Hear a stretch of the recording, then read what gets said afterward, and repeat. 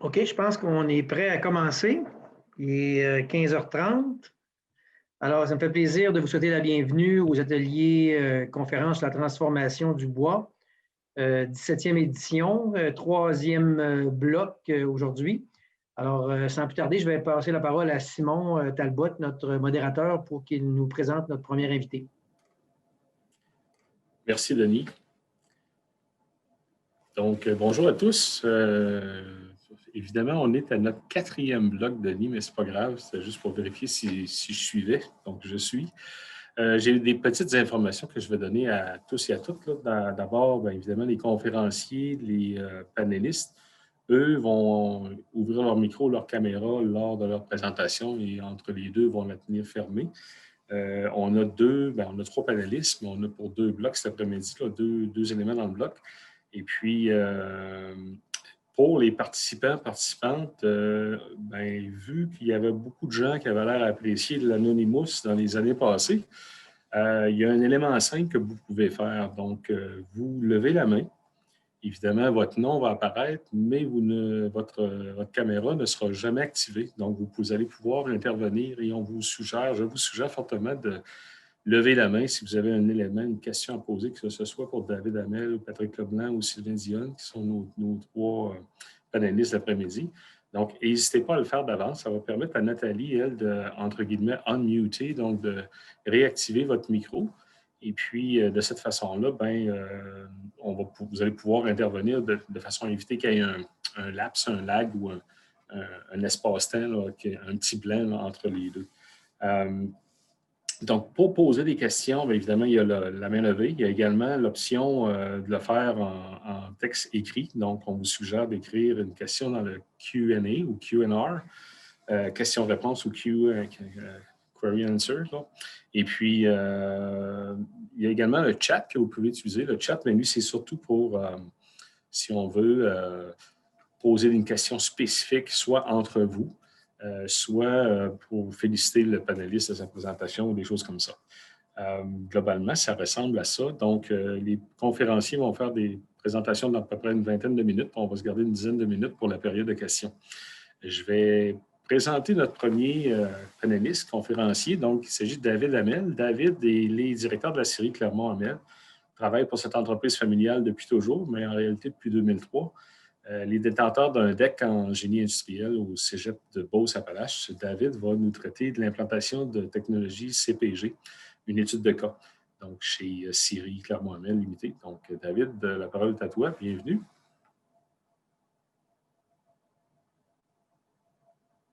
Donc, David va activer son accès. Oui, c'est bon. Comme ça? Ça fonctionne, oui.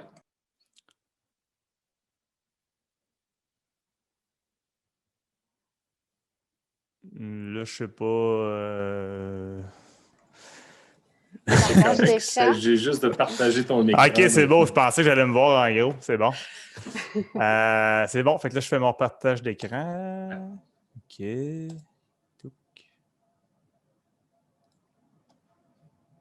Puis là, je grossis cela. Bon. Alors, bonjour tout le monde. Fait qu'en gros, aujourd'hui, je vais vous...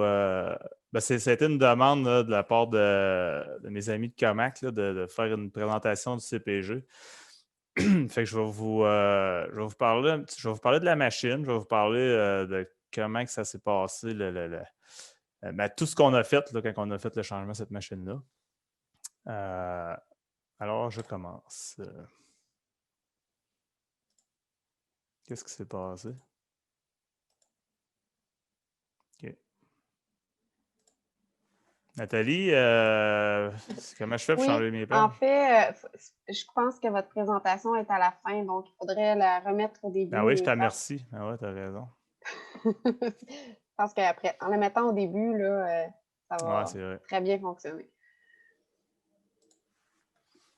Ça nous apprendra à faire des tests avant de commencer. On fait des tests, mais on n'est pas prêt. Ah, là, je suis vraiment en train de me mêler. Là. Ça sera pas long, je vais me démêler. Là. OK, bon, ça. OK. Est-ce que je suis en partage d'écran, là, oui ou non? Non. Non. Là, on Non. voit votre caméra seulement.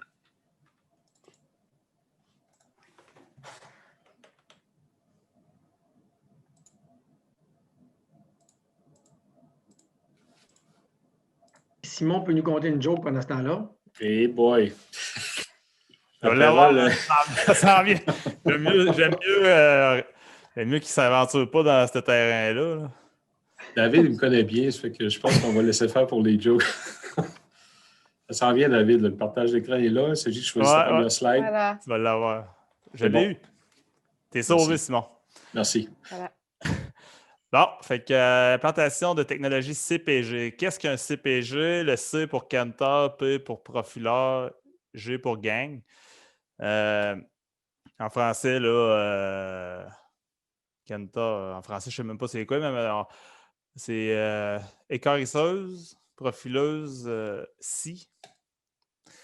Donc, Cantor, profileur, gang. Je pense que tout le monde dans le domaine du siège vont mieux comprendre si on utilise les termes anglais que les termes français. Ça, en gros, c'est une photo de la machine, les outils ouverts. Dans le coin en bas à droite, c'est le coin des cantors, le profileur, puis les scies. Mais je vais arrêter de sauter des étapes. Le plan de ma présentation, c'est qui nous sommes, objectif du projet, choix technologique et les résultats. Sciery Clermont-Hamel, une entreprise familiale depuis 130 ans. On est une usine de sciage, séchage et rabotage dans le sapin-pinette. Le volume de production annuel actuel est de 115 millions de PMP. Ici, on peut voir une photo Google là, de l'ensemble du site. La série est ici. Ici, on a l'usine de rabotage. Ici, on a les séchoirs. Donc, le projet, remplacer la vieille débiteuse Cantor-Bull multilame à siège droit PHL. Et remplacer aussi le software de l'optimiseur qui est déjà en place. En gros, ce qu'on voulait de ce projet-là, on voulait premièrement avoir du siège courbe, mais en plus, on voulait pouvoir enlever de la pression d'élignage, puis pouvoir enlever certains postes d'opérateurs. Parce que là, notre ancien boule, chaque planche qui sortait sur le côté, il fallait qu'elle aille à la déligneuse. De là où les outils de profileur ont enlevé la pression sur la déligneuse. Parce que maintenant, tout ce qui sort de cette machine-là va directement à l'éboutteur. Fait qu'on voulait enlever 2 postes à la sortie de la débiteuse. On avait aussi une déligneuse manuelle. Puis, on avait aussi un aide opérateur déligneuse automatisée. Dans le fond, j'avais comme 2 opérateurs à déligneuse automatisée parce qu'il y avait tellement de la pression qu'il y en avait un qui enlevait tous les morceaux cassés, qui aidait, qui plaçait le bois, puis l'autre s'occupait de remplir les taquets de la déligneuse. Contrainte. C'est sûr que vu qu'on ne pouvait pas, dans le fond, nous autres, on a une entrée transversale. Donc, vu l'alignement où toutes les kents arrivaient, puis la sortie, il fallait qu'on réussisse à rentrer cette machine-là dans l'espace de l'ancien boule. Puis l'ancien boule, c'était seulement Kenta aussi, fait qu'on s'entend que ça prenait moins d'espace. Mais nos amis chez PHL ont réussi à relever le défi. Puis aussi, la gestion, étant donné la hauteur, que l'ancien boule n'avait pas été fait si haut que ça compliquait aussi pour la gestion des résidus dans le sous-sol. Puis aussi, ce qui a augmenté les frais du projet, c'est qu'on a dû changer l'entrée électrique parce qu'on tombait avec beaucoup plus de HP que l'ancienne machine. Puis les produits qui sont transformés dans le CPG, c'est de tout dans le fond. On peut passer du 1x3, 6 pieds, au 6x6, 16, au 2x8, 16, 4x4, 16, 4x4, 8. On peut faire tout de 8 à 16. Mais nous autres, principalement, on est dans le 12 à 16. Mais au moins, quand il y a une bille qui casse, on est capable de passer... Quand on force, on peut passer jusqu'à 6 pieds, là, mais c'est pas l'idéal. Mais 8 pieds, il n'y a pas de problème. On a une petite vidéo aussi. On va attendre que la vidéo finisse, puis je vais continuer après.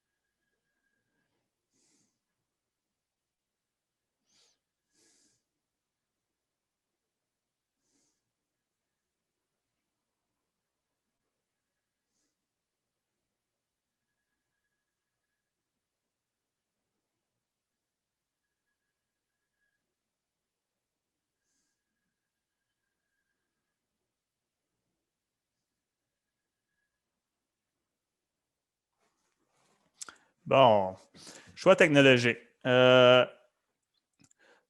dans le fond, le projet global, on avait déjà.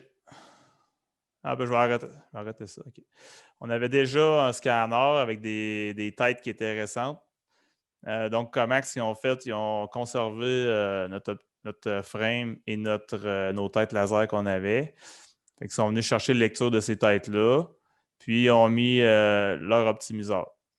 Après ça, on a tout changé le contrôle PLC pour des contrôles neufs, plus l'ajout du CPG. Le layout, si on fait une vue globale, là, on a le scanner ici, les chaînes du scanner, on a la table d'entrée. Après ça, on a le CPG. La table d'entrée, je ne sais pas si vous avez remarqué dans la vidéo, mais on a 2 pins qui lèvent et qui placent la bille place dans le bon angle pour aller chercher la meilleure récupération puis être capable après ça de faire la meilleure courbe possible.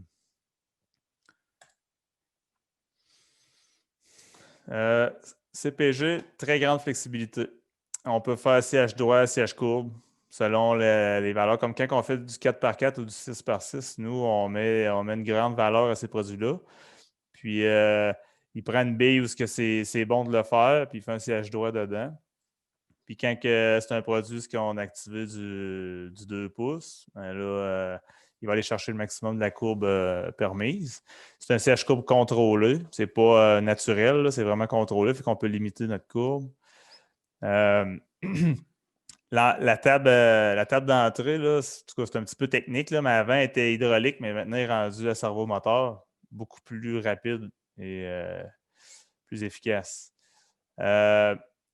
Aussitôt qu'on a ajouté cette machine-là, ça a changé carrément notre usine. Là. Notre usine qui était tout le temps embourbée, tout le temps, les travailleurs travaillaient dur pour finalement pas plus de résultats. Mais tu sais, ça a enlevé 2 planches qui allaient à la déligneuse, puis ça a enlevé 4 opérateurs. Puis ça a amélioré aussi l'efficacité de ma ligne d'ébouteurs. Ici, on a un petit dessin du CPG. Comme vous pouvez voir, on a 4 sections de presse, puis qui maintiennent la bille, puis 3 outils de coupe. Donc, on a 2 presses ici à l'entrée. Fait qu'on est sûr au moins de tout le temps avoir 2 presses qui tiennent le Kent. Après ça, on rentre dans les Kentors. Les Kentors, eux autres, ils commencent à faire la courbe lorsque c'est nécessaire. Après ça, on a 2 autres presses qui tout de suite qui rattrapent la bille qui sort des Kentors. Après ça, on entre dans les profileurs. Les profileurs, en passant, ils peuvent faire 3 pouces, 4 pouces, 6 pouces, 8 pouces. Il n'y a pas de. Puis n'importe quelle position. Mais ils ne peuvent pas faire de slew, mais ils peuvent faire n'importe quelle position. Après ça, on retombe dans 2 autres sets de presse. Après ça, on embarque dans ici. Là, on fait le siège court, puis on a encore 2 presses assorties. Fait qu'on est vraiment très bien maintenu. Ça a été une grosse amélioration. L'ancien boule, c'était pas rare qu'on échappait des billes et qu'on versait des scies à cause de ça. Avec le CPG, ça arrive, là, mais vraiment très occasionnel. Souvent, quand ça arrive, c'est parce qu'il y a quelque chose qui est en train de se désajuster. Ça nous donne un signal qu'il faut qu'on trouve un problème parce que c'est pas normal que ça allait arriver. Ici, on va voir une petite vidéo de comment les outils s'ouvrent pour faire la maintenance. Donc, les modules de scie se séparent en deux. On a 3 scies chaque côté. Vous voyez, on a des scies guidées. Après ça, là, on va rouvrir les profileurs.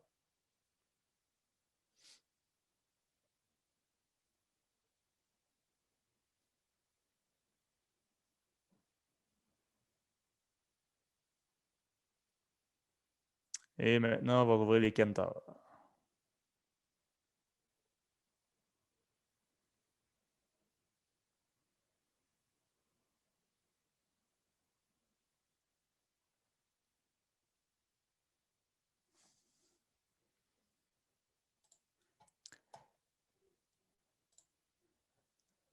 Donc, c'est ça. Accès simple aux différentes composantes. Les pièces d'usure sont bien réfléchies. Coût d'entretien bas. Toutes les bearings de la machine, c'est des bearings qui sont huilés automatiquement. Machine très robuste. Donc, côté maintenance, au début, je vous dirais que moi, j'ai la première. Fait que c'est sûr qu'on a appris.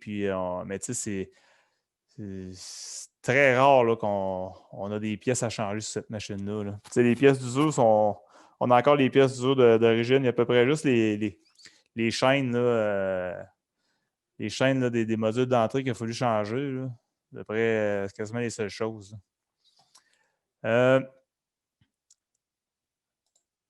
Entrée linéaire ou transversale. Dans le fond, Comac PHL offre le choix. Là, si vous avez une entrée transversale, ils peuvent s'adapter à ça. Si vous avez une twin puis que c'est en ligne, c'est linéaire, ça peut s'installer en arrière de ça aussi. CH courbe ou droit selon le patron de coupe. Capacité jusqu'à 600 pieds minute. Banque de scie guidée multiple. L'optimiseur. Pourquoi on a conservé notre optimiseur? Parce que justement, nos têtes laser étaient récentes, puis notre frame était bon. On a rajouté un rideau de lumière ici, qui servait à améliorer la précision en longueur. Ben, dans le fond, c'est comme une double vérification, mais aussi c'était pour aider à la lecture. En tout cas, je n'embarquerai pas dans les détails. C'est pas moi le technicien d'optimisation. C'était plus économique parce que c'était quand même un projet de plusieurs millions. Là, fait que c'était plus économique. Puis le service après-vente était identique, pareil comme si c'était un système neuf. Ici, on voit une coupe d'une solution de l'optimiseur. Puis on voit, j'espère en tout cas que vous voyez votre souris, là, ma souris, c'est-à-dire, parce que je vous montre beaucoup de choses avec ma souris, mais on voit les petits coins ici, c'est les profileurs, ça. Fait qu'on voit exactement où est-ce que les outils de profileur se placent pour la coupe. Puis quand je disais tantôt que c'est ça, ces 2 pièces qui allaient à la déligneuse, ben là, ces 2 pièces-là s'en vont directement à l'ébouteur. Le démarrage a très bien été. On a eu l'autre problème, là, quand même, là, mais ça a été surprenamment bien. Là, surtout que quand on avait du sillage droit, quand on a activé le sillage courbe, ça a marché instantanément. Ça m'a surpris, là, mais je pensais que le sillage courbe allait être un gros défi, mais ça a super bien été. Ici, on a un écran de notre interface de l'opérateur, PLC. Ça vous donne une idée. Là, on a tous les valves, les sensors, les jets d'air. On a tout ça. Ça va super bien pour diagnostiquer. Fait que dans le fond, c'est ça. C'est une ligne totalement intégrée avec fournisseur unique, équipe compétente, HMI conviviaux, composantes et logiciels fiables. Tout est programmé à ladder et ouvert au personnel technique de l'usine. Pas de boîte noire. Tous les paramètres configurables sont accessibles aux techniciens qualifiés. Accès contrôlé, historique, etc. Fort axé sur la sécurité et la performance. Le démarrage. C'est sûr qu'on avait le premier CPG. On a eu certains problèmes. Ça a duré peut-être un mois et demi. Les problèmes, c'était pas des problèmes, c'était occasionnel. Puis après ça, une fois que ces problèmes-là ont été réglés, ça a super bien été. Il y a 8 systèmes de vendus depuis 2014. C'est une équipe intégrée mécanique optimisation PLC. Ça accélère le démarrage et la livraison des performances attendues. Formation et accompagnement pour assurer une pleine prise de contrôle des nouveaux systèmes. Résultat, retour sur investissement rapide. C'est sûr que tantôt, s'il y en a qui ont des questions, là, je ne pourrais pas donner plus, mettons, par rapport au payback ou au résultat. Je n'aurais pas de chiffres. Là, je ne me suis pas préparé avec des chiffres incroyables, là, mais une chose est sûre, versus notre boule CH droit, versus lui, on a eu 8 %. Et que ça, c'est clair. Je pense que c'est une des machines qu'on a eu notre meilleur payback de toute l'histoire de la compagnie ici. Donc, réduction de la pression déligneuse. On a enlevé la déligneuse manuelle. Impact sur les enjeux de main-d'œuvre, c'est ça, on a enlevé 4 opérateurs, comme j'ai dit tantôt. Puis en plus, un petit peu plus tard, on a enlevé surveillant d'échiquetteuse. Leçon apprise. Évitez les compromis. Vous avez un besoin, il doit être rencontré. Voir le projet dans sa globalité, ne pas mettre le focus que sur l'équipement principal. Ce qu'on oublie souvent, c'est parfois on travaille fort sur l'équipement, mais on oublie les déchets qui viennent avec ça. Fait que un conseil que je peux vous donner, pensez-y aux déchets puis avoir de l'espace pour aller les chercher, ces déchets-là. Nous autres, on était vraiment serrés. Fait que ça a été un gros défi, les résidus. Les scies guidés, c'était nouveau pour nous. On n'avait jamais connu ça, mais je vous dirais que c'est beaucoup plus résistant et durable que des scies Astro. Ça a super bien été le support avec PHL. On avait quelque chose qu'on appelait. On avait un super de bon service, donc fournisseur de confiance. Surtout qu'ils sont à 5 minutes là, de nous. Là, ça allait bien de ce côté-là. Puis, l'importance de s'approprier les nouvelles technologies. Ce que je veux dire par là, c'est qu'il faut en profiter quand les techniciens sont sur place. Il faut se coller à eux, il faut comprendre la machine. Il y a 21 axes Temposonic sur cette machine-là. Donc, il faut être capable de les ajuster en cas de besoin parce que sinon, ça peut se mettre à faire des produits pas très jolis. Alors, c'est ça qui m'a fait à ma présentation. J'espère que je n'ai pas été trop déplaisant, mais je suis disponible pour les questions. Là. Merci, David. On avait une question. Je pense que tu vas pouvoir l'avoir avec le micro. Puis, avant que Jean-François fasse sa question écrite, mais peut-être le temps que Nathalie active le micro. J'ai une question de Jean-François Martel. C'est quoi ton gap minimum à respecter? Puis, comment vont les employés chiliens? Philippien, pas chilien. Prenez ça en note, Philippien. Là. Dans le fond, le gap qu'on rencontre, c'est 8 pieds. On a essayé d'aller plus court que ça, mais si on irait moins vite dans la machine, on pourrait raccourcir le gap. Mais là, on est à 500 quelque chose de pieds. Là. Puis, il faut que les outils aient le temps de se placer pour la courbe de la pièce suivante. Fait qu'on n'a pas réussi à raccourcir plus que ça. Puis, les employés philippiens, on a encore tous les mêmes que ma présentation de l'an dernier. Ça dort. Ils sont tout le temps, ils sont là chaque jour. Ils ne disent pas un mot. Ils sont heureux, ils ont le sourire d'en face. c'est aussi simple que ça. Tant mieux. Même vous avez d'autres projets pour aller éventuellement. Oui, on pensait qu'avec le COVID, on aurait du monde qui viendrait cogner à notre porte, mais c'est pas le cas. Fait que, on est en train déjà de regarder pour aller en rechercher d'autres. Ça va. Avant que Denis pose la question, on avait une main levée, mais la main a été baissée. Donc, les gens ne trouvent pas qu'ils sont assez anonymes. Fait qu'ils n'osent pas. Excusez que mes jokes plates, je suis un vieux prof. Moi, ça fait que. Mais on ne réussit pas nécessairement à avoir beaucoup de questions. Fait que Denis, ça va être à ton tour à y aller avec la question et le sondage pour le prix de participation. Oui, la question que je voulais poser que vous répondez dans le chat, donc pour le prix de présence, c'est quels sont les éléments de maintenance que David a mentionnés du système CPG? Il y avait 4 points, là, grosso modo, des éléments ou des particularités de ce système-là au niveau de la maintenance. Alors, c'est la question, quels sont-ils? Ou que nommez-en un. Moi, j'ai une question, Denis. Oui. Combien il y avait de spectateurs parce que je ne le vois pas? 56 au moment où on se parle, je crois. Là, j'ai fermé ma caméra. C'est ça, hein? OK. Là, je ne vois pas le chat de Nathalie. Oui, c'est ça. Je viens d'ouvrir mon micro. On a une réponse. Je vois juste le prénom. Frédéric, peu de maintenance. Après, j'ai André Gilbert, Bering qui se huile. Oui. Alors ça en est une bonne. Les bearings huilés automatiquement. Les autres réponses, c'était accès simple aux différentes composantes, pièces d'usure bien réfléchies et puis très robuste. Processus ouvert, puis très robuste. C'est les différents choix qu'on avait des caractéristiques de maintenance de cette. Donc, la réponse la plus rapide et la bonne réponse, ce serait André Gilbert qui l'aurait. Bon, excellent. Alors, félicitations, André. Donc là, Denis, si je comprends bien, on peut gagner des prix si on répond bien aux réponses, c'est ça? Exact. Oui. OK. Ça va à peine d'écouter comme ça. Ben oui, c'est ça. Il faut écouter. Oui, puis justement, on a une question pour toi, David, d'Alain Gingras. Serait-il possible, selon toi, de passer du bois plus court, genre du 4 pieds? Pas dans la machine que j'ai là.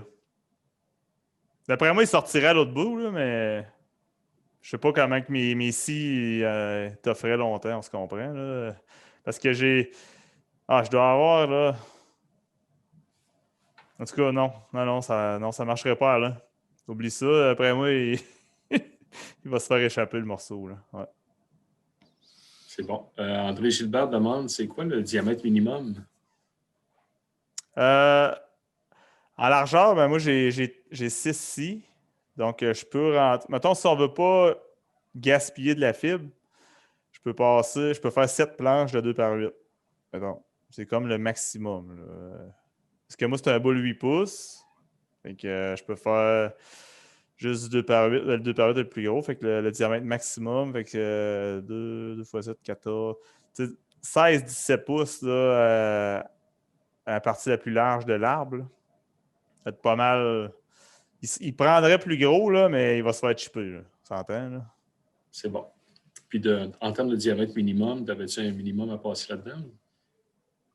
Au fin bout, là, le minimum? C'est sûr que moi, c'est une twin qui est avant, donc je peux faire. C'est sûr que je peux faire des 3 pouces d'épais. J'en fais souvent d'ailleurs, là, c'est commun, mais tu peux pas faire un 3 pouces là, avec un bout rond là, qui est à 2 pouces. Là. Ça ne marchera pas. Il faut que tu aies ton 3 pouces à la longueur de la bille. OK. Puis tu as parlé d'un 16-17 pouces, c'est ça pour le diamètre maximum à En largeur. En largeur. Okay. En largeur pour. Avant de gaspiller. Là. Tu pourrais rentrer 21, là, mais ça va te chipper. Là. Mais ça peut rentrer des grosses billes. Puis quelqu'un qui a un boule 10 pouces, il va pouvoir passer plus gros encore. Fait que ça répond probablement à la question à Mike Sergerie là, qui voulait savoir le diamètre maximum à l'entrée de l'usine. À l'entrée de l'usine, moi, je suis setupé que quand je pars juste du bois dans cette ligne-là, c'est 17 pouces. OK. Ouais. J'ai une autre question de Jimmy Deschaines. Est-ce que la qualité des copeaux ou est-ce la qualité des copeaux qui a influencé votre décision sur le choix de Cantor Conic sur l'équipement versus produire directement avec des profileurs comme sur une TBL 3? Non, notre choix de ce type de profileur-là, c'était vraiment d'avoir plus de choix. Parce qu'on pouvait faire 3 pouces, 4 pouces, 6 pouces, 5 pouces. On peut. Okay. Dans le fond, chaque outil est ajustable séparément. Fait que je peux même faire des planches de 2 pouces si je voudrais. Là. On n'a pas de limite là, en largeur. Si je décide de changer ma dimension, exemple de mon 4 pouces, je décide de le scier à 3 pouces, 3.500, ben, je vais dans l'ordinateur et je sors à 3.5. OK. C'est ça. Parfait. Merci. Les copeaux, C'est sûr que les profileurs, c'est pas ça qui fait les plus beaux copeaux, mais je pense qu'il n'en existe pas des profileurs qui font des beaux copeaux. Mais c'est sûr que les copeaux, ça n'a pas été un... C'est pas ça qui a fait le choix, disons. Vraiment pour le produit. Là. Merci, David. Denis, moi, je pense que David, il se mériterait un prix supplémentaire que son petit cadeau parce que c'est lui qui se suscite le plus de questions à date. Là. C'est bon. Donc, merci, David. On a une petite pause à peu près 5 minutes. On prend 4h05. Ça va. Donc, petite pause pour tous. David, petite question de Mike Sergerie. Est-ce que la déviation ou la variation de sillage est bonne avec la machine? Entre les scies, c'est impeccable. Même entre mes 2 modules de scie, c'est impeccable. Entre les cantors, je te dirais que j'ai déjà été meilleur que je suis aujourd'hui, mais là, je pense qu'on a trop poussé la machine. En 2014, on était meilleur qu'aujourd'hui.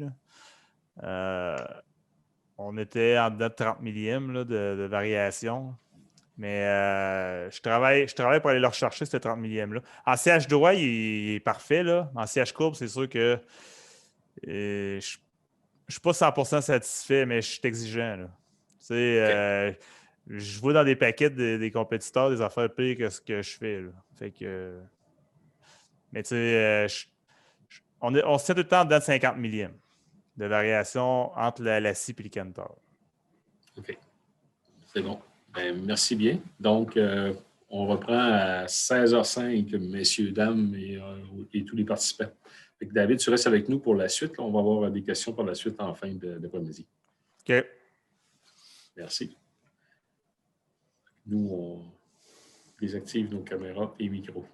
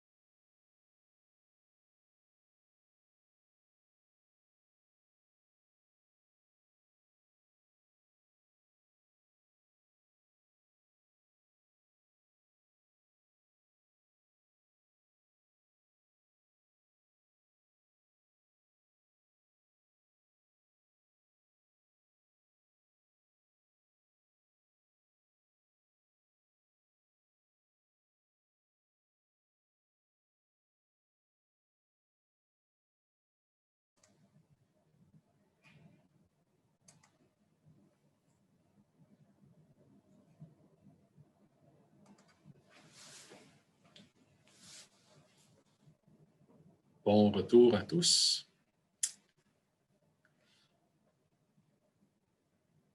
On va passer à la présentation de nos prochains conférenciers.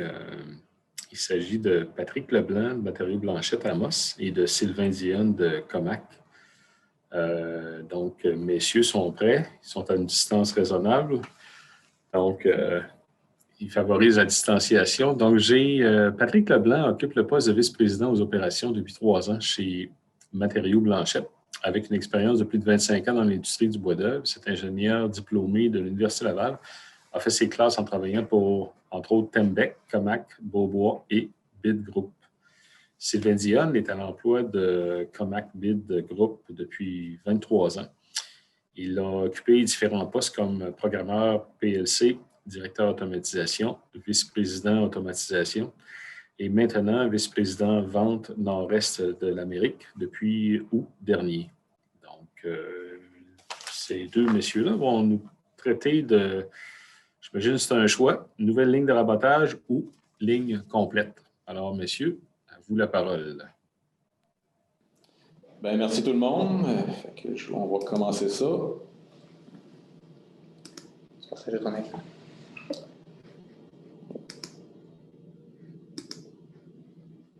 Pas ça.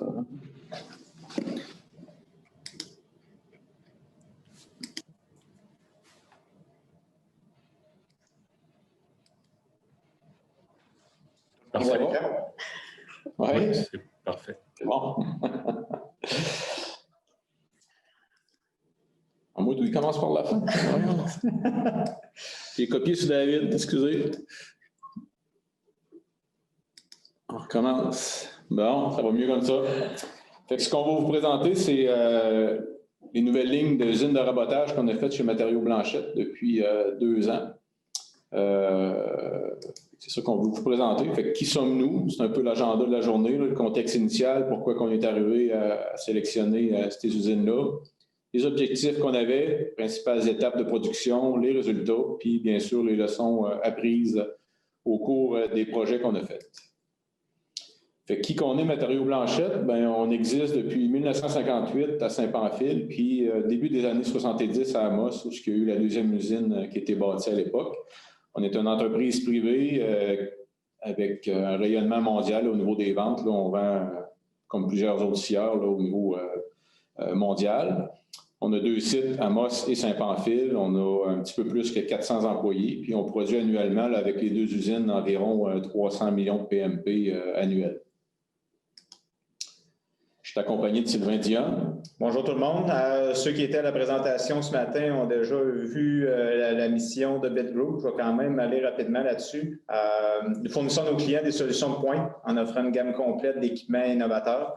Technologie numérique avec le Grade Expert et l'intelligence artificielle maintenant. L'installation clé en main des projets et le service après-vente hors pair qu'on offre à nos clients. Le groupe BID, c'est plus de 1800 employés répartis à travers nos 19 sites de fabrication et d'opération en Amérique du Nord. Et au courant des dernières années, BID a énormément investi pour améliorer l'expérience client offerte et de créer un programme de support client de classe mondiale. On a à cœur le succès de nos clients, peu importe la taille de vos projets. On est là pour répondre aux besoins que les clients nous apportent. Fait que si on regarde le contexte initial qu'on avait chez nous, on était encore à classer notre bois manuellement là, dans les 2 usines. À Saint-Pamphile, principalement, on empilait complètement manuellement. À Amos, on avait un classeur, mais on continuait à empiler une partie manuellement. Fait que ça faisait au moins une quarantaine d'années qu'il n'y avait pas eu d'investissement majeur au niveau des usines de rabotage. Donc, on était vraiment désuets à ce niveau-là. Pour être capable de suivre la cadence des usines de sciage, là, à Amos, on était rendu avec 5 quarts de travail au rabotage. Vous savez, avec la pénurie de main-d'œuvre, c'était pas facile à combler. Puis à Saint-Pamphile, là, on était à 3 quarts de travail, plus la sous-traitance locale qu'on employait pour réussir à maintenir la cadence aussi. On a plusieurs produits de spécialité, là, autour de 300 grosso modo à Saint-Pamphile, puis une 150 à peu près à Amos. Fait que tout ça nous a amené des gros défis. C'est pour ça qu'on a voulu se moderniser un peu. Les objectifs qu'on avait dans le but de ça, bien, c'était d'avoir un minimum de personnel d'opération, étant donné l'enjeu de main-d'œuvre qu'on a, la population qui est vieillissante, on a tous le même problème, c'est un gros défi. On voulait avoir 2 usines identiques. Le but de ça, c'était de maximiser la performance, partager surtout les connaissances entre les 2 usines pour s'améliorer rapidement, puis garder une certaine constance. Être en mesure d'absorber une future augmentation de la production. Ça veut dire que les usines de rabotage, présentement, ils ont été dessinées pour rouler à environ 200 pièces minute, sauf qu'on va plus les rouler autour de 160 là, présentement, parce qu'on voulait se garder de la place, advenant le cas qu'on modifie et modernise nos usines de sciage, qu'on ne soit pas obligé de retourner au rabotage immédiatement, là, fait qu'il y a de la capacité au niveau du rabotage. On voulait bien sûr diminuer nos coûts de production, puis les pertes de temps qui vont avec ça, puis surtout avoir une cohérence et une stabilité au niveau des grades là, versus le gradage manuel. On s'entend que de s'être automatisé, mais c'est sûr que ça nous facilite grandement le niveau de stabilité des grades. Au niveau de la conception des usines, on va voir le projet, comment que ça s'est déroulé à partir du moment où Matériaux Blanchette a fait appel à nous. Patrick va passer la prochaine slide là, pour expliquer le déroulement, quand est-ce qu'on a eu la commande, quand est-ce que les projets ont été réalisés. Quand on regarde Amos, ceux qui se souviennent, en 2018, là, on a passé une commande, nous autres, au mois de mars, mais la majorité des fournisseurs étaient tous déjà bookés beaucoup. C'était compliqué un peu d'avoir tous les équipements via un seul manufacturier. Fait qu'on avait partagé un peu la fourniture. Fait qu'on a commandé en mars. En juillet, on a eu le début là, des travaux sur le site, avec un démarrage en 2019 pour Amos. Si on regarde un peu le même contexte pour Saint-Pamphile, là, on a commandé 1 an plus tard, encore une fois en mars. Un démarrage un peu plus rapide parce que les disponibilités des équipementiers étaient favorables à ce moment-là. Et un démarrage en mars 2020, cette année, honnêtement, juste dans le COVID. Fait que ça a été un bon défi de ce côté-là. Si on regarde l'ensemble de nos partenaires dans le projet, bien, il y a eu le groupe FAMMEC, il y a eu le consultant Claude Lebel qui a fait partie des 2 projets chez nous, qui était un projet géré plus à l'interne avec Claude. Rodrigue Metal, DO2 au niveau de l'emballage, Electroboss au niveau de l'électricité, Gilbert, parce qu'on a 2 planeurs Gilbert, puis bien sûr là, le groupe BID qui a fourni aussi une bonne partie de l'équipement et toute l'automatisation PLC pour le projet global. Fait que si on regarde un peu notre layout, c'est un layout typique d'une usine de rabotage. On va passer étape par étape un petit peu. Les ronds avec des carrés dedans, c'est les opérateurs. Fait qu'on a vite fait, on voit qu'on a 5 opérateurs dans l'usine de rabotage, plus un contrôle de qualité et plus une personne sur un lift là, ou une manœuvre qu'on appelle là, qui fait le tour. Fait que si on commence par l'entrée, ben, on a une entrée où on arrive avec 2 paquets avec une chargeuse sur roue. À ce moment-là, on défait les 2 paquets, on en met un seulement. Après ça, tout tombe en automatique pour entrer dans l'usine d'une façon linéaire ici. Et rendu en dedans, ben, on a un opérateur qui est là. Lui, son rôle principal, c'est de couper les courroies parce que nos paquets sont attachés au sillage là, pour aider au niveau du séchage. Fait que lui, il coupe les courroies, aide au niveau du balancement de l'inventaire. Nos paquets sont étiquetés, fait qu'on vient soustraire les paquets de l'inventaire.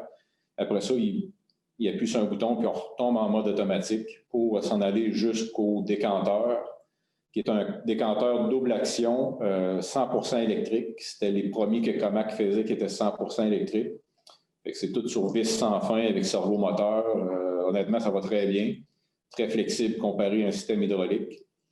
À partir de là, on est en automatique. Puis ce qu'on voit ici, les 2 systèmes en parallèle, c'est les systèmes de récupération de lattes et les blocs qui sortent des paquets. Fait que c'est tout fait automatique, ça aussi. Nous, on rentre des racks, puis on les met dans le système. Puis après ça, le système prend la relève d'une façon automatique. Aussitôt qu'un rack est plein, il passe à l'autre d'une façon automatique, puis ça sort. Les deux se mélangent à la sortie, soit les lattes et les blocs. Puis on vient sortir dehors. Puis là, c'est notre chargeuse sur roue qui vient récupérer ces racks-là pour les ramener au sillage pour qu'on puisse les réutiliser à nouveau au niveau de l'opération sillage. Fait que Sylvain, avais-tu des choses à rajouter sur les... Bon, on va passer les slides tantôt une par une avec les équipements, avec les vidéos. Je rajouterai quelques détails quand on verra plus les images. Mais... Parfait. Fait qu'au niveau de l'entrée, on a une entrée d'environ 140 pieds de long qui contient à peu près 2 à 3 minutes de produit là, pour qu'on puisse raboter. Fait que c'est notre zone tampon un peu. C'est pour ça qu'on est là. Après ça, on arrive au niveau de la ligne de rabotage où on a une raboteuse Gilbert, 6 rouleaux qui roulent environ à 2800-3000 pieds minute.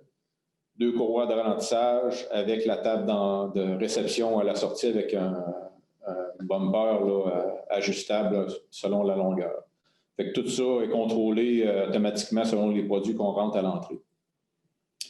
Après ça, on tombe transversal avec notre Graal Expert dernière génération, surtout à Saint-Pamphile. On a l'intelligence artificielle, on va en parler tantôt plus en détail, mais c'est un full vision. Fait qu'on a choisi cette technologie-là pour nos usines.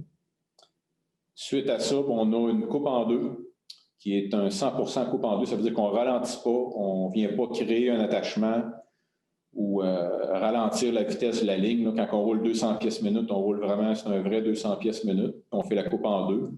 On va le voir tantôt plus en détail aussi, qui nous permet là, de faire des produits de 6 pieds jusqu'à 8 pieds au niveau de la coupe en deux. Après ça, on a un classeur d'une 50aine de cases, des cases doubles. Fait qu'à toutes les fois qu'on fait un paquet, on sort 2 paquets assortis. Ça nous aide grandement au niveau de la manipulation. Quand on sort du classeur, on est tout automatique, fait qu'il n'y a aucun opérateur qui est là, tout se gère automatiquement jusqu'à l'empileuse. Fait qu'on revient par en dessous.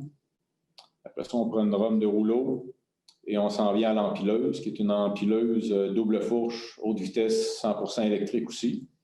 On voulait vraiment minimiser tout ce qui était hydraulique dans l'usine. Là, fait qu'il nous reste 2 unités hydrauliques, le chargeur en avant du Graal Expert et l'attacheuse là, pour les straps là, au niveau des paquets assortis, c'est tout. Le reste, c'est tout électrique. Après ça, on tombe dans la ligne d'emballage. Fait qu'on a une ligne d'emballage DO2 qui est en 2 sections pour nous permettre de faire jusqu'à 60 paquets à l'heure.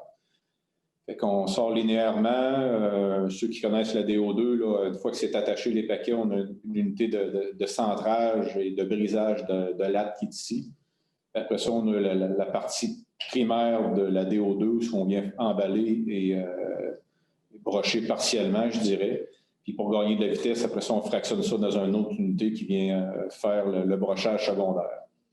Dans nos 2 usines, on a 2 sorties. La sortie conventionnelle qui nous permet de sortir une fois qu'on a les paquets emballés. Et on a aussi une sortie qu'on appelle exportation ou internationale, là, où ce qu'on vient sortir ici d'une façon qui nous donne plus de flexibilité pour vendre aux besoins sur différents marchés. Fait qu'au niveau des lignes, autant à sortie de la raboteuse ou à l'entrée, on a vraiment une gestion de tout ce qui est résidu. C'est important, étant donné encore une fois la limitation de la main-d'œuvre, de ne pas avoir quelqu'un à temps plein qui vient faire du ménage. Fait qu'on a vraiment un grattoir là, qui fait l'ensemble du plancher au niveau du classeur et en dessous du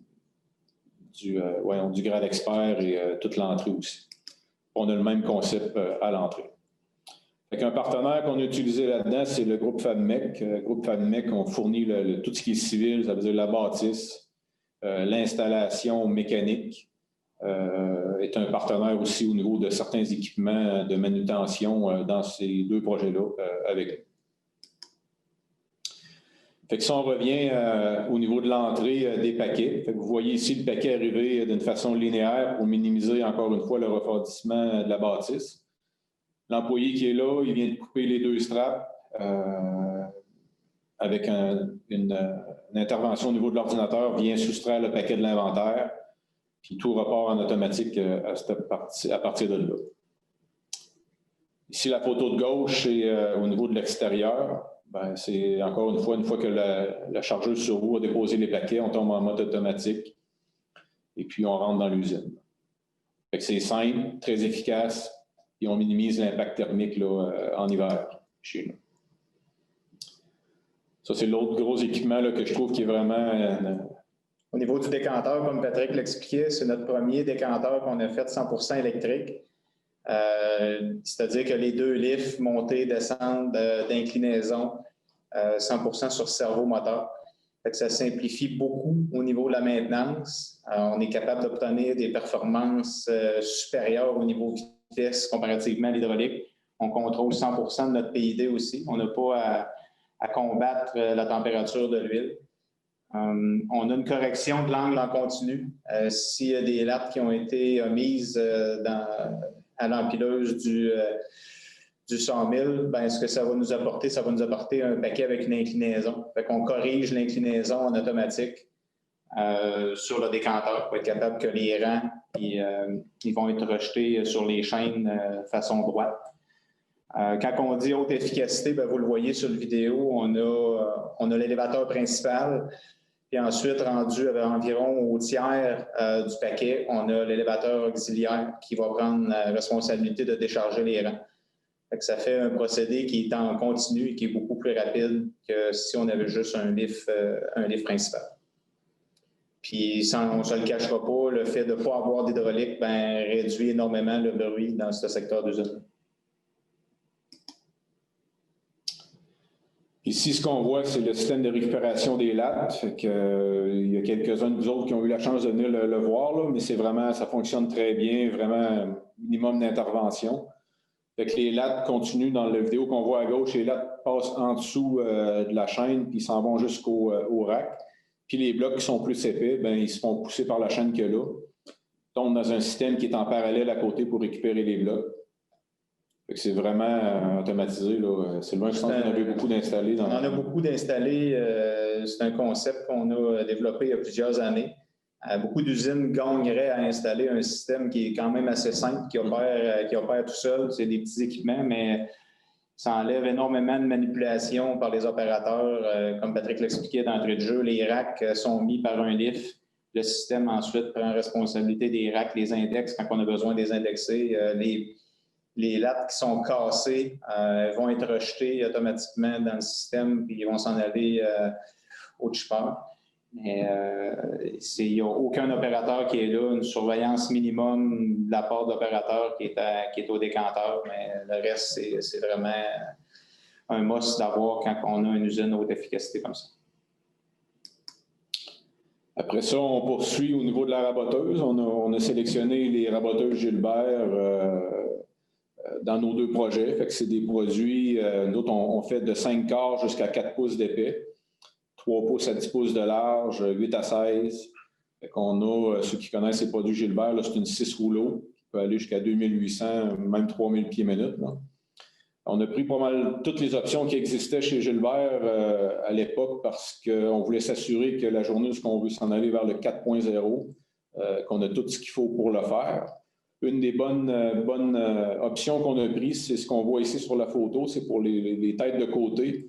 On a des têtes à hauteur variable là, qui nous permet d'avoir des pockets, là, excusez le terme anglais, là, mais ça nous permet que si un clou ou n'importe quoi qui passe, qui brise certains couteaux, nous autres, on peut tout de suite monter. Ça nous évite d'avoir un arrêt complet. Là. Ça se fait en dedans de moins d'une minute ou 2. Là, on réajuste les têtes de côté, puis on repart la machine, puis ça va très bien de ce côté-là. On a pris, comme je disais tantôt, pas mal toutes les options qu'il y avait sur cette machine-là là, pour le futur. Là. Après ça, si on tombe à la sortie, il y a le grade expert là, que je vais laisser Sylvain détailler. Là. Le grade expert, comme Patrick l'a expliqué tout à l'heure, c'est un 100% vision. Quand on dit 100% vision, c'est qu'on n'a aucune omission créée par les champs.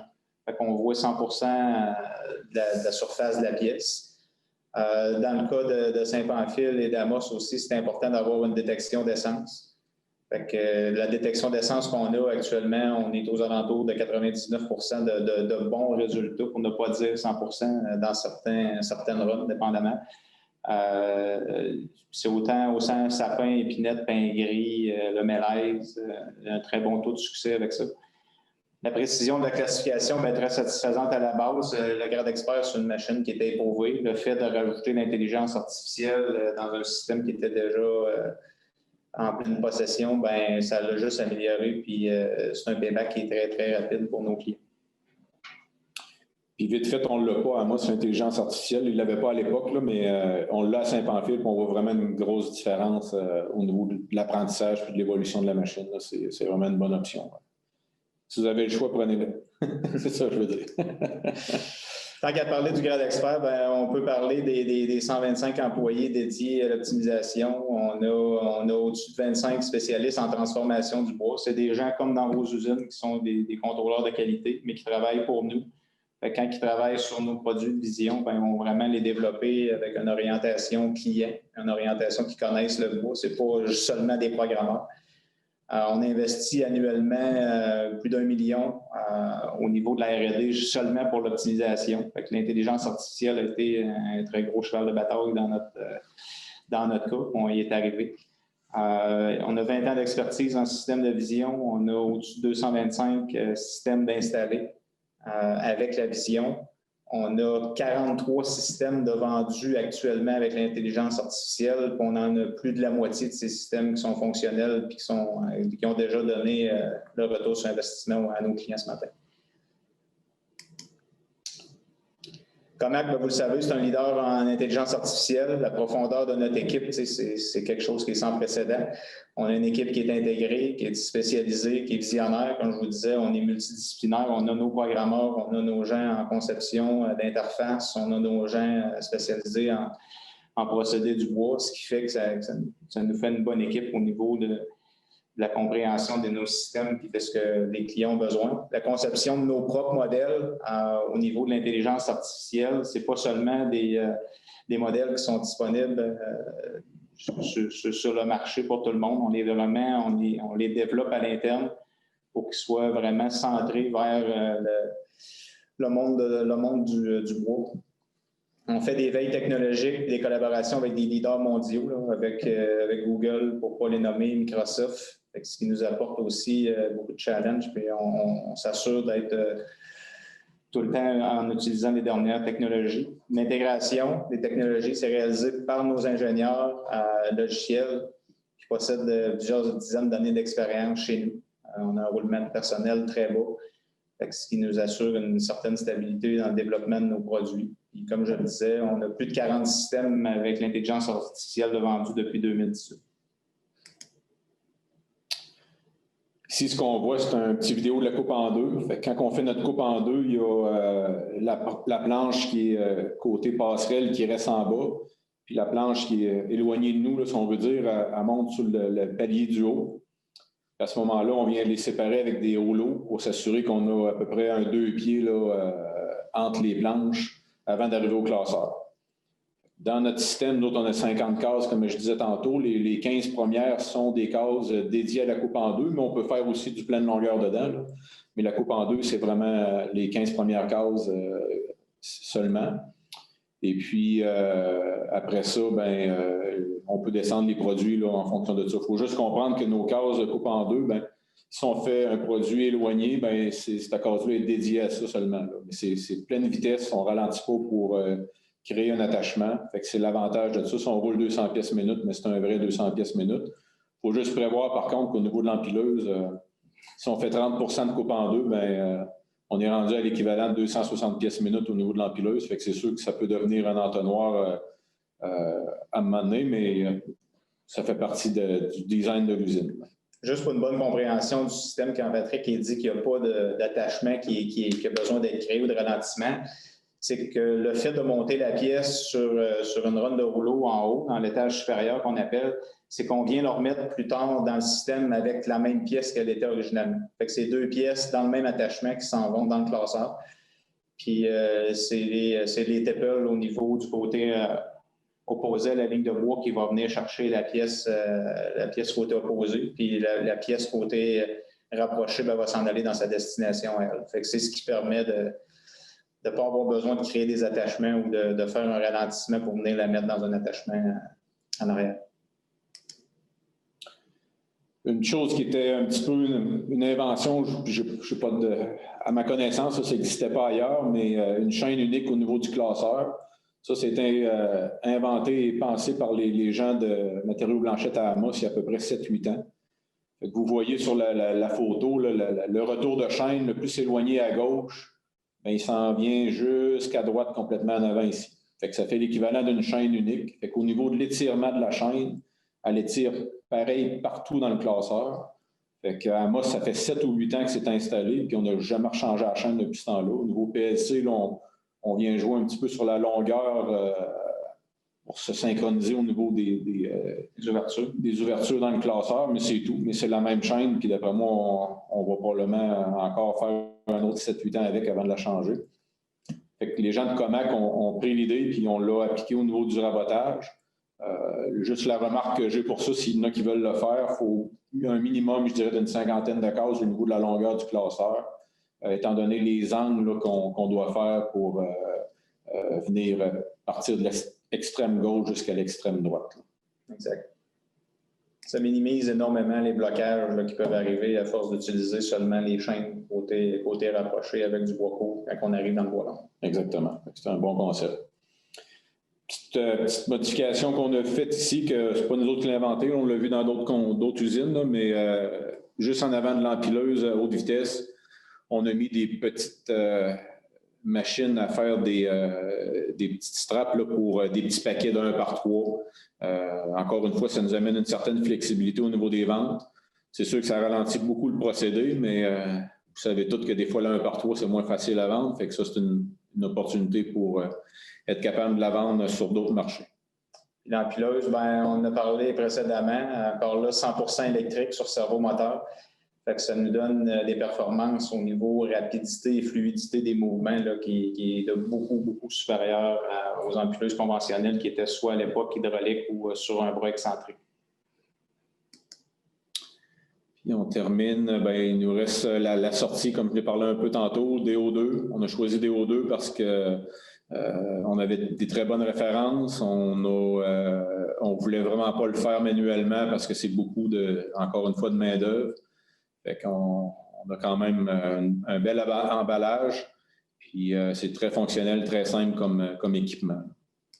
Un des derniers points qu'on a rajouté, bien, comme vous savez, vu qu'on fait des cases doubles, on voulait doubler nos paquets. Puis ça, je ne le cache pas, on avait vu ça chez Ciriamel, justement, il y a une couple d'années, j'avais trouvé une bonne idée. Fait que je ne sais pas qui avait eu l'idée de le faire, là, mais on a copié ça là aussi. Fait qu'on vient vraiment doubler nos paquets. Fait qu'encore une fois, quand la chargeuse sur roue vient chercher les paquets, bien, c'est 2 paquets identiques. Fait qu'on diminue la manipulation au niveau de la cour, puis ça l'aide grandement au niveau de l'efficacité de l'usine. Fait que si on regarde nos résultats, objectifs atteints, bien oui, effectivement, on a un minimum de personnel, on a 5 opérateurs, observateurs, je dirais plus qu'opérateurs. On a une personne au niveau de la contrôle de qualité sur les corps de travail aussi, et une manœuvre là, qui fait au niveau du lift, ramasser différentes choses. Puis on a un contremaître seulement pour les 2 corps de travail. Là. Le corps de nuit, bon, il va avec des chefs d'équipe qui fait partie des mécaniciens qui sont parmi l'équipe. Fait que je le répète, on a 2 usines complètement identiques. Ça améliore grandement la collaboration entre les équipes. On mesure, en mesure d'absorber une augmentation de la production. Ce que ça veut dire, ça, c'est que on a de la capacité éventuellement pour augmenter les usines de sillage. On a diminué nos coûts de production puis les pertes de temps, c'est sûr, c'est un travail en continu. Puis satisfaction du client, bien, cohérence au niveau des grades, on a atteint cet objectif-là, c'est sûr. Leçon apprise, il ne faut pas sous-estimer la gestion du changement. Écoutez, on partait d'une technologie qui datait des années 70 chez nous, là, vraiment manuelle à l'extrême. Former les employés, c'était tout un défi, mais je pense qu'ils sont vraiment heureux aujourd'hui de voir l'évolution qu'on a prise.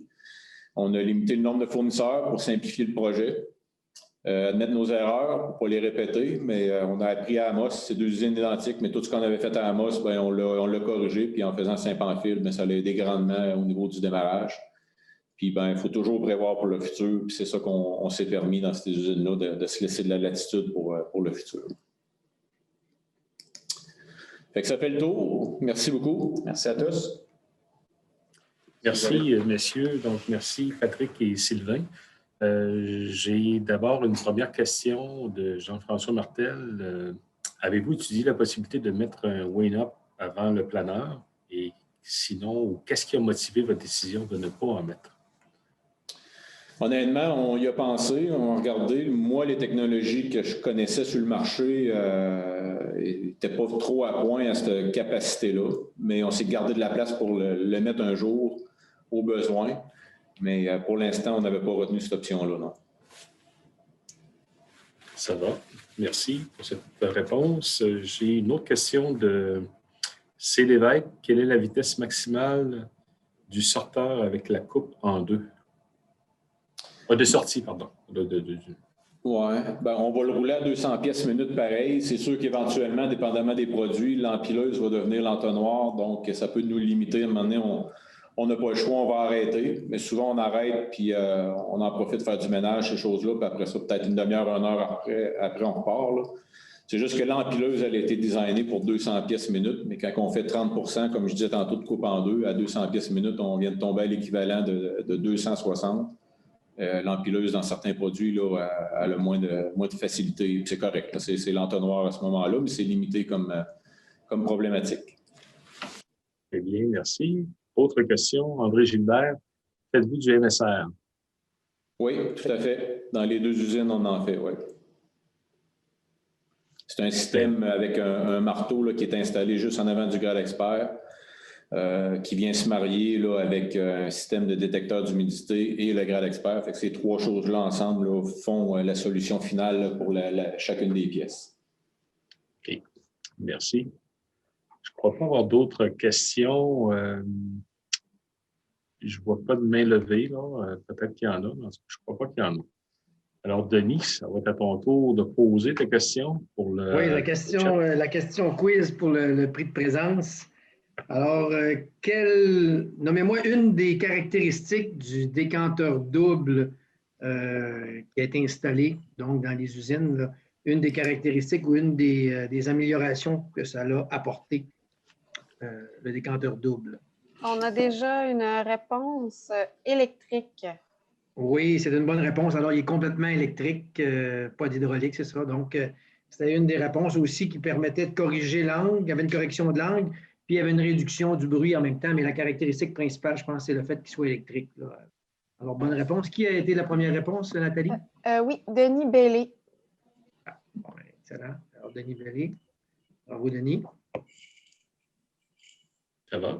Donc, merci, Denis. J'ai 2... donc, c'était des réponses, finalement, aux questions, mais j'avais un flux en continu et électrique, donc ça va. J'ai peut-être une question dans les... Non, ça vient de terminer. Donc, c'est toujours un peu spécial de regarder l'écran, trouver les questions et tout ça, mais merci, messieurs, pour votre présentation. On va vous demander de rester sur le panel, puis peut-être que j'allais avoir des questions soit de la part de l'autre panéliste, donc le conférencier David, ou encore et ainsi de suite. Là, si vous avez d'une part et d'autre, vous en avez, allez-y. Et puis, sinon, ben là, c'est l'heure du public là, d'intervenir. Ne soyez pas gênés. Tantôt, vous avez été dégênés, vous avez fait. Oh, j'ai Sven qui a... David, c'est-tu vrai qu'ils ont vraiment volé ton idée? Ou... Oui, c'est vrai. C'est vrai? Alors, mais il y a une petite différence. Nous autres, on triple les paquets. On les double pas. Vous venez de commencer ça. Non, nous autres, on les triple. Ah. Ouais, une petite différence. On va laisser faire pour les redevances.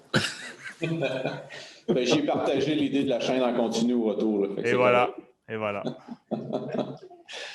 C'est bon. Ben, c'est l'avantage des ateliers conférences sur la transfo, c'est le partenariat et les échanges également qu'il y a entre les panélistes et participants. Denis, une intervention? Non, je n'ai pas d'intervention, mais je trouve que c'était 2 belles présentations vraiment cet après-midi aussi. Vraiment intéressant, franchement. Félicitations à nos 3 conférenciers. Là. Vraiment très bien. Merci, Denis. Oui, félicitations. Là, autour de 51 participants qui ont la langue liée, j'imagine. Je ne vais pas poser de questions. Simon, c'est l'heure de la joke, Simon. Non, mais si tu me dis que tu allais en compter une, là, vas-y, David. Ah non, moi, ça se compte pas dans des conférences Zoom. Oh, puis moi non plus, je prends pas de chance. Alors, Denis, ça va-tu être le mot de la fin déjà? Ou Sven, tu as une question? Ou Alain? Alain n'est peut-être pas là. Nous avons une question dans le chat. Dans le chat. Ah! Comment réagit l'intelligence artificielle par rapport à la surdétection de pourriture en sapin? Avez-vous fait un gain?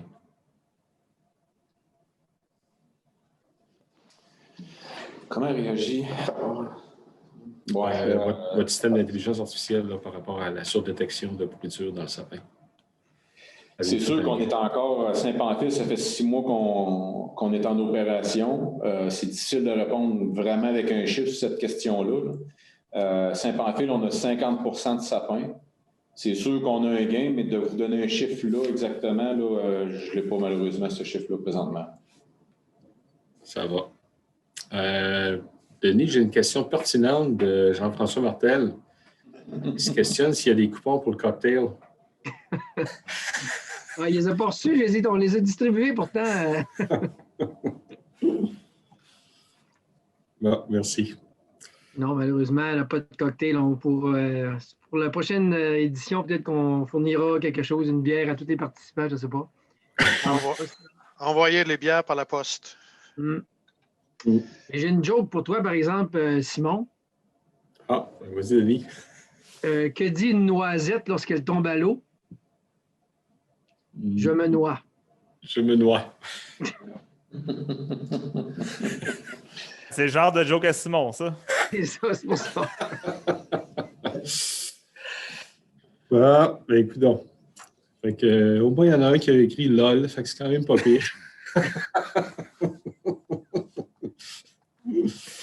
OK. David Gould, non.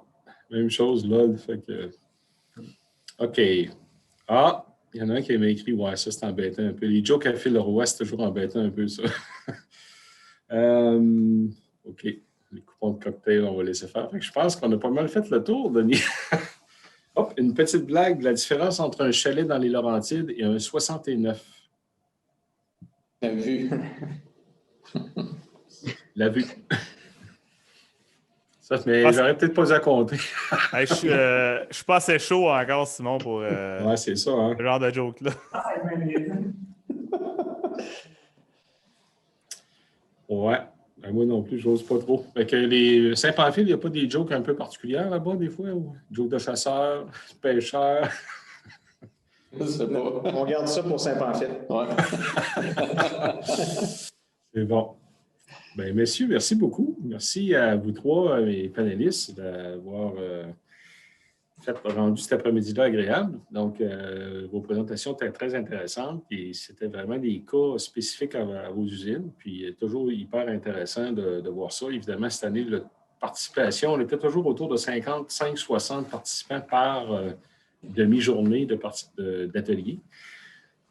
Mais c'est toujours hyper intéressant. Puis c'est évidemment un peu différent des autres années où est-ce qu'on était entre 100 et 150, des fois 160. Là. Donc, ça varie toujours au niveau de la participation. Peut-être 160, c'est peut-être plus en séchage qu'en transfo, mais en tout cas, Denis, peut-être que tu as les chiffres plus que moi en tête. Là. Alors, merci beaucoup. Il ne restait pas une... Non, c'est ça, sur le... Il y a quelqu'un qui demandait s'il n'y avait pas une conférence sur la rétention de la main-d'œuvre. C'est demain. Mais c'est demain. Donc, demain on en a une sur la rétention de la main-d'œuvre. On commence à 10h30 demain avec la sécurité informatique, l'informatique industrielle, donc avec des cas vécus.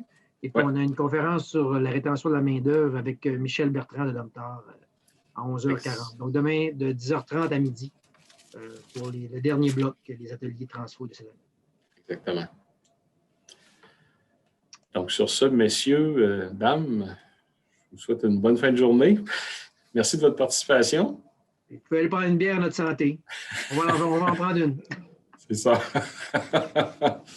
Une bière américaine, Denis, ou tu reviens aux bières québécoises? Là? Ah, les Québécois sont meilleurs, c'est sûr. C'est bon, ben, bonne fin de journée à tous. Au revoir. Bonjour, merci. Merci. Au revoir. Bye. Bye.